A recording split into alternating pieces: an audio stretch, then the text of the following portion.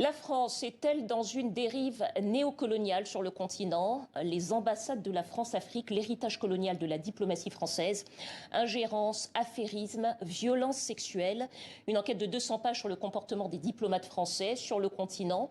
Mickaël Bourpouron, bonsoir. Merci d'être avec nous. Vous êtes journaliste d'investigation. Vous êtes l'auteur de cet ouvrage paru dans la collection Les Dossiers Noirs, dirigé par l'association Survie.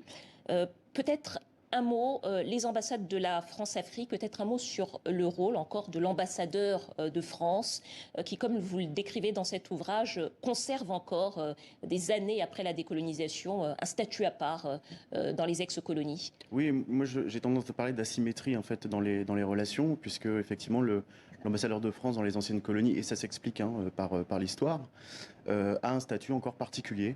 Un statut qu'il n'a pas, qu'on ne retrouve pas dans d'autres régions du monde, que ce soit Amérique du Sud, en Asie par exemple. Vous le décrivez même dans certains pays d'ailleurs, comme un acteur politique à part entière de la vie politique locale. Est-ce que vous pouvez nous donner quelques exemples, nous expliquer ça? Oui, mais il y a des exemples très concrets et très récents, très contemporains. On sait très bien que dans la crise post-électorale ivoirienne, l'ambassadeur de France à l'époque avait joué un rôle très important. On sait que dans les multiples crises, en Centrafrique par exemple, les ambassadeurs de France successifs ont joué des rôles importants. Donc en fait, jusqu'à aujourd'hui, et puis l'ambassadeur de France reste une espèce d'interlocuteur. On a tendance à dire de moins en moins, mais en fait, je ne suis pas sûr que ce soit le cas.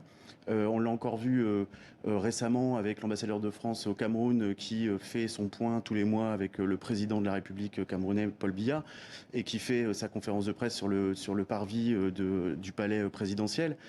Et j'interroge, je dis, est-ce qu'on verrait un ambassadeur africain, camerounais, faire un point presse sur le parvis de l'Élysée? Donc il y a vraiment une asymétrie et une relation qui est très disproportionnée. Alors, vous parlez d'une mentalité coloniale d'un côté. Est-ce que vous diriez qu'il y a aussi tendance de la part des dirigeants des anciennes colonies à reproduire les mêmes mécanismes que sous la colonisation? En clair, est-ce que vous diriez qu'il y a des néocolonisateurs d'un côté et des mentalités de colonisés qui subsistent de l'autre? Alors je pense que l'héritage, il se fait des deux côtés. C'est-à-dire que je pense qu'il y a l'héritage d'une part des blessures et de la colonisation du côté de l'Afrique, des Africains, et probablement d'un comportement aussi dans les élites africaines qui perdure, hélas, et de l'autre côté un héritage de l'Empire français, de l'ancien colon en fait, qui a encore une perception de l'Afrique et de ses anciennes colonies particulières liées à cette histoire.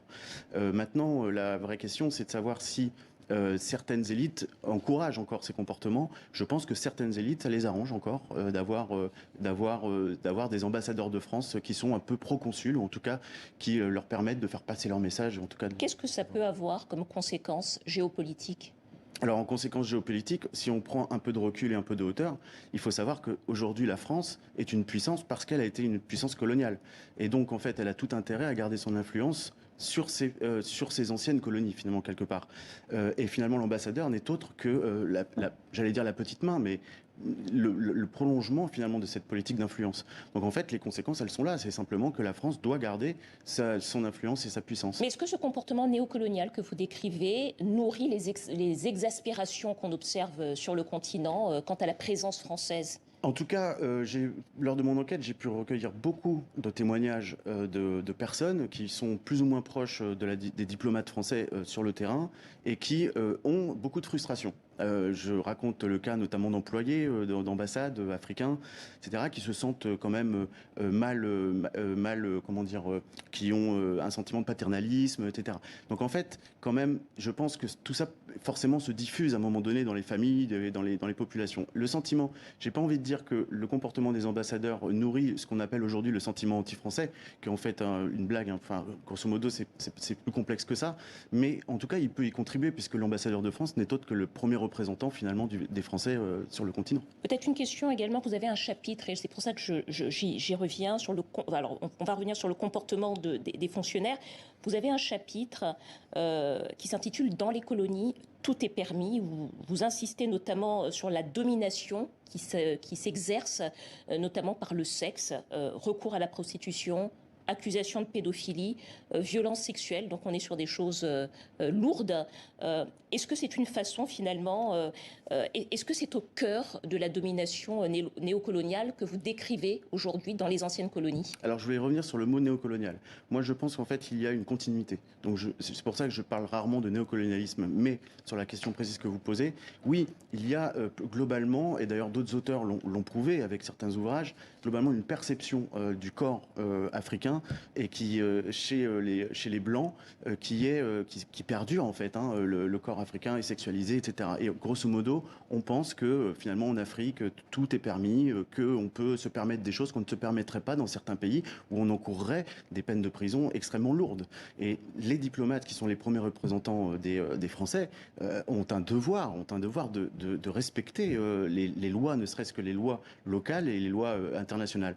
Et en l'occurrence, on se rend compte que dans beaucoup d'endroits, on a des récits, alors je les ai pas tous mis dans le livre parce qu'il faut pouvoir prouver, il faut pouvoir, voilà, mais j'en ai prouvé quelques-uns.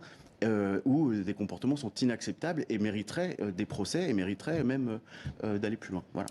Mickaël Poron, journaliste d'investigation, auteur de cette enquête parue dans la collection Les Dossiers Noirs, dirigée par l'association Survie, les ambassades de la France Lux Afrique. Éditeur. Ouais. Chez Lux Éditeur, absolument. L'héritage colonial de la diplomatie française. Merci à vous. Merci à vous.